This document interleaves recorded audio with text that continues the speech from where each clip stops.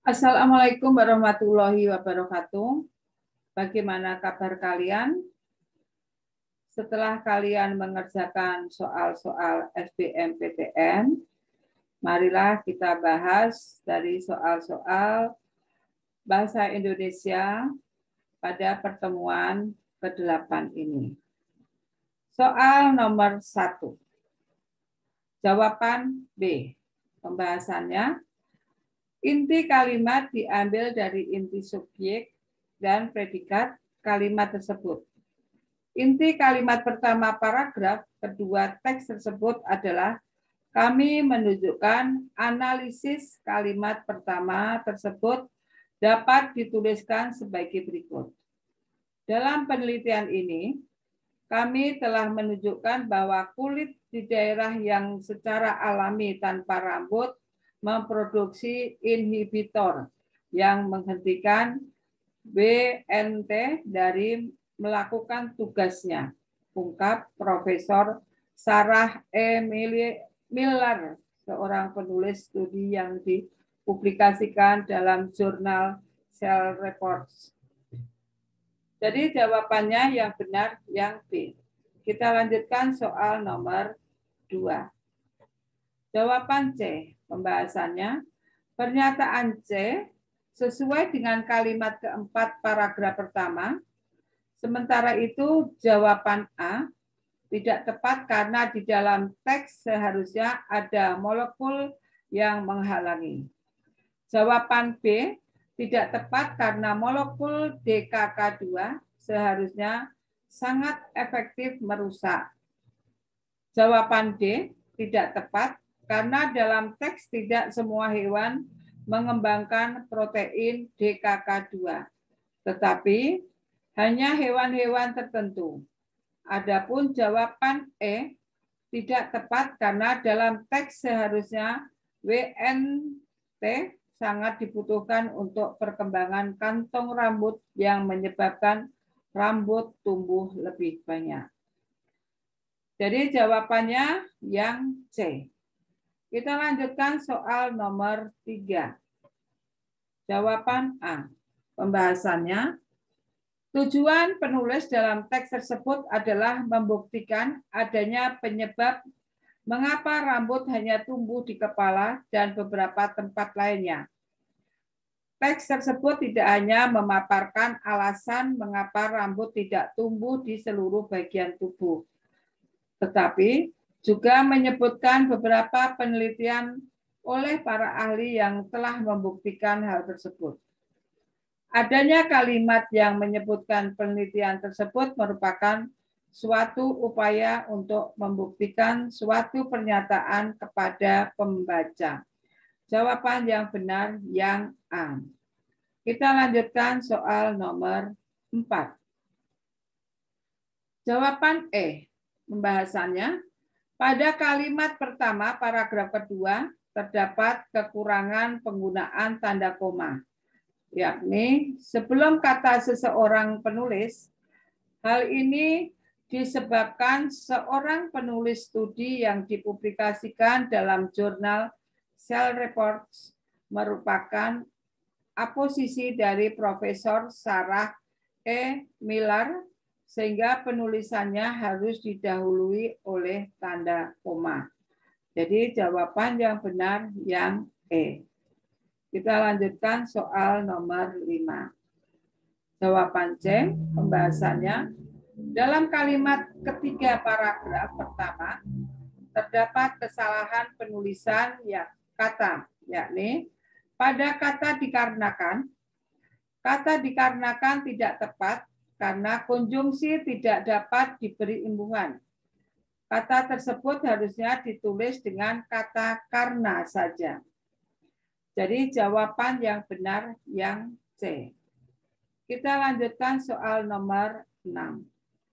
Jawaban B, pembahasannya, gagasan utama yang tepat untuk melanjutkan paragraf tersebut adalah B, yakni harapan Kenya atas usaha yang dilakukan untuk mencegah punahnya jerapah.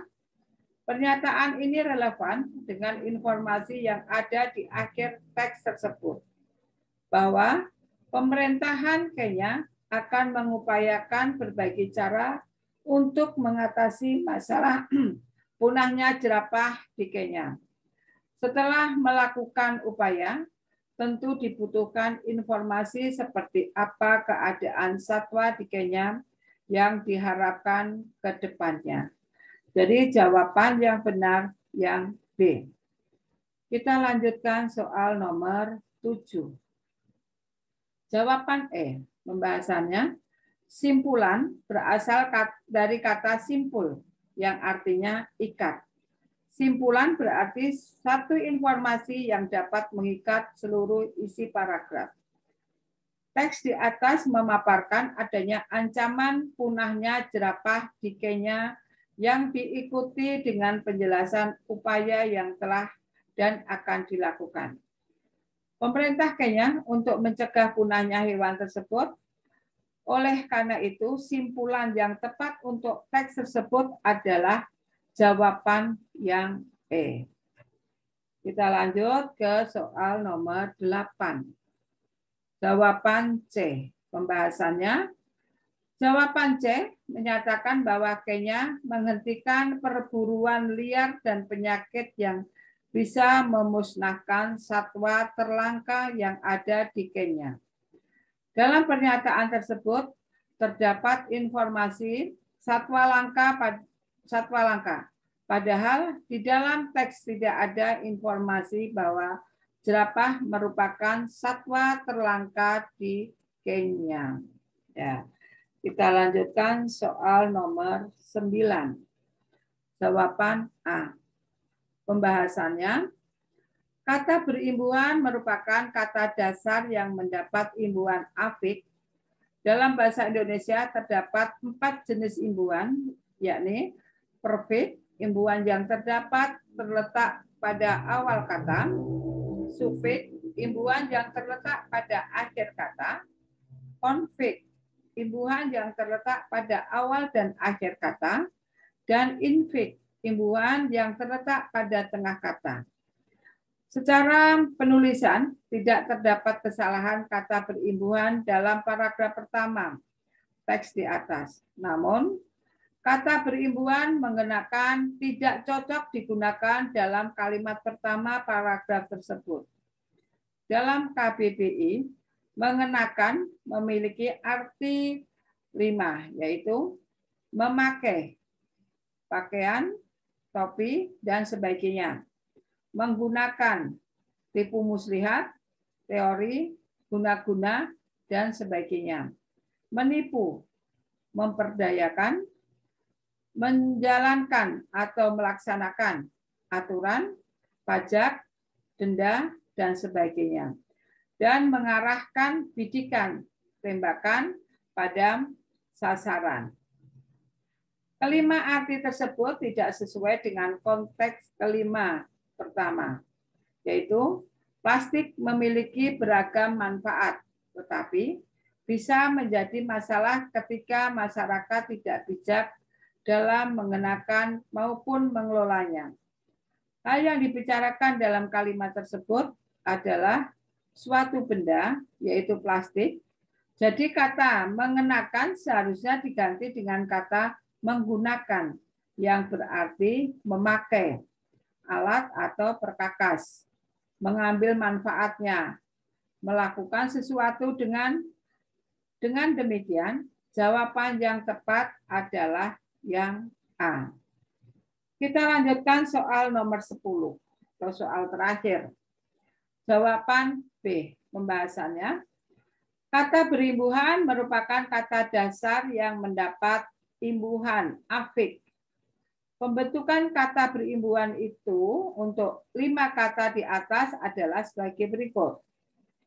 Imbuhan mendapat kata dasar bunuh menjadi membunuh.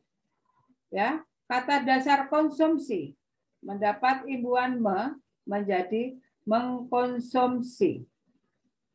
Pilihan jawaban B salah sesuai aturan pembentukan kata bahasa Indonesia. Setiap kata yang diawali huruf K, T, S, dan P Pada huruf keduanya berupa huruf vokal A, E, I, O, dan U, huruf K, T, S, dan P tersebut akan lesap jika digabungkan dengan imbuhan me dan pe. Kata sering kali ditulis benar, namun seringkali bukan kata berimbuhan, melainkan sebuah kata tersendiri yang berasal dari kata sering. Contohnya, kata tambah mendapat imbuhan ber, menjadi bertambah. Kata dalam, kata dasar dalam, mendapat imbuhan ke dan akhiran an. Akhirnya menjadi kedalaman. Itu ya.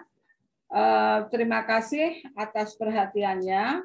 Semoga bermanfaat pembahasan soal-soal hari ini. Tetap semangat dan wassalamualaikum warahmatullahi wabarakatuh.